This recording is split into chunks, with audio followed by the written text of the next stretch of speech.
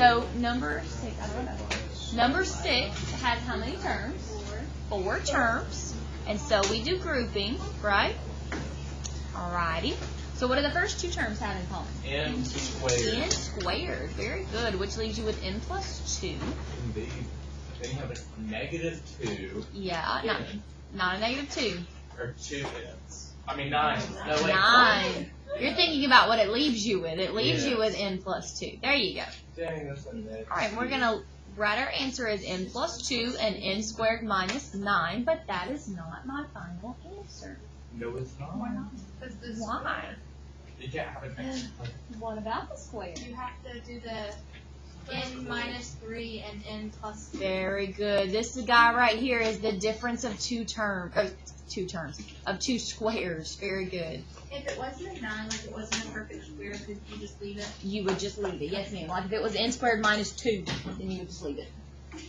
All right, what about number 7? Now, number 7, we talked about this yesterday. It has a 5 in the middle and a 6 on the end. These were the ones you had to be very careful with because both 1 and 6 and 2 and 3 will both give you negative 5.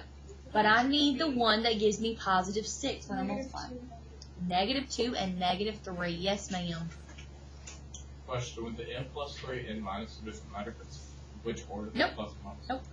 Now, it does matter inside of parentheses what order. Like, you can't say 3 minus n. Yeah, but like if it's parentheses n minus 3. That doesn't matter. That doesn't matter.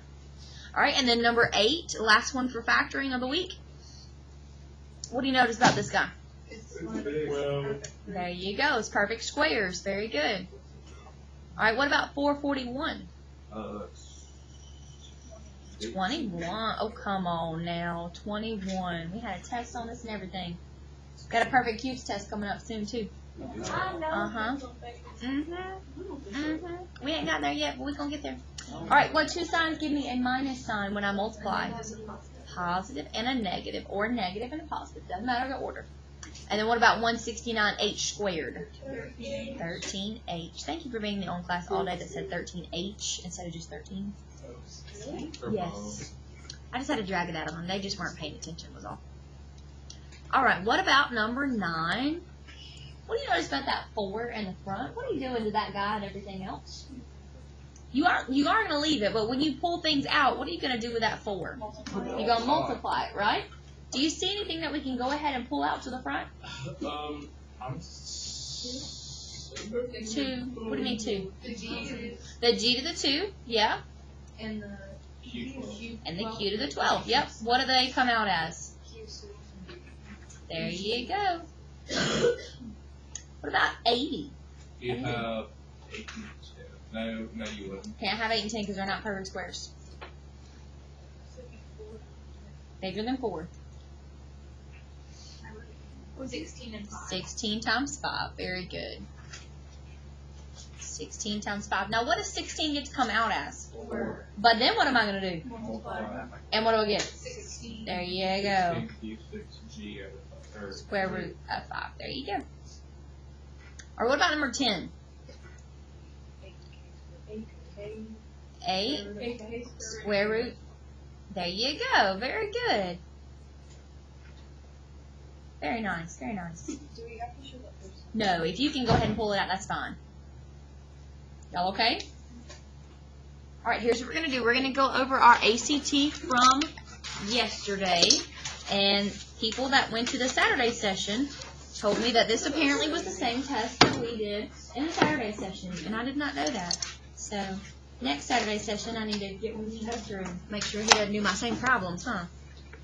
Shame on him. I know, it's shame on him. How dare he? No, Mr. Hester didn't know. Alright, so they are very nice to you. This is an Algebra 1 problem, and they are very nice to you, and they give you this guy right here.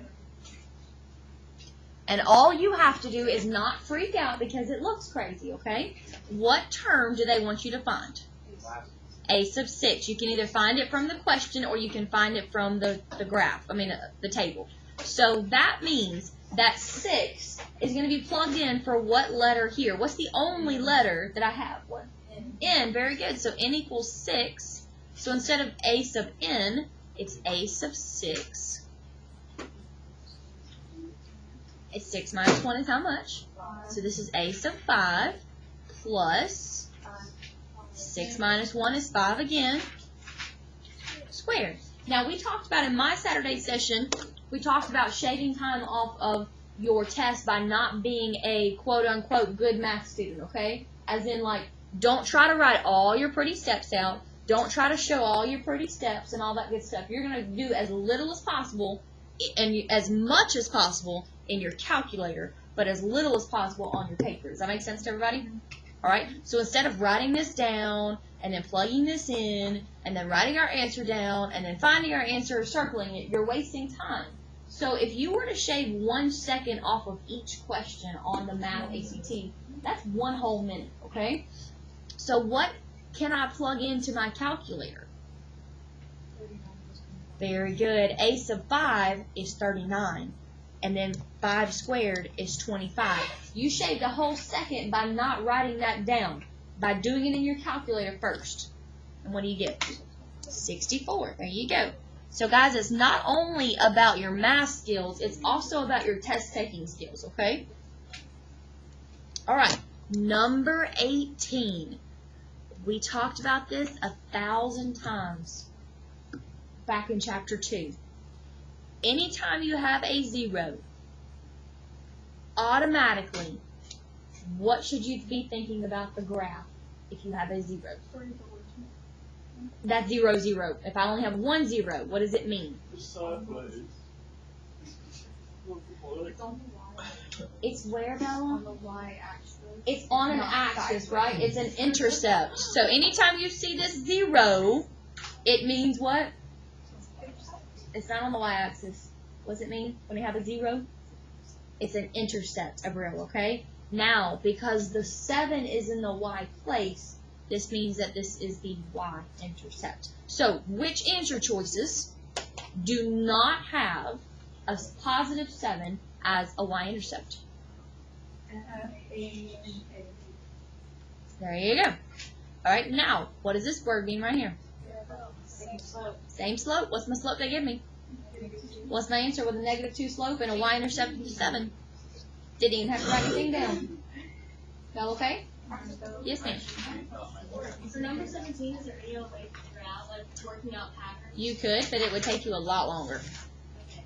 But it will, I figured it out with using patterns. yes, it will get you the same answer, but it will waste more time. The pattern was odd. Okay, so you have between 9 and 10, you add 1, between 10 and 14, that's 4, 14 and 22, that's 9, 23 and 39, that's 16. And then you further divide that, and it gets 3, 5, 7, and then it's going to be odd numbers, so it gives 9. And then you take 16 and 25, you add those together. How do you think they came up with the Or formula? How do you think they came up with the formula, though? How do you think they came up with the formula, though?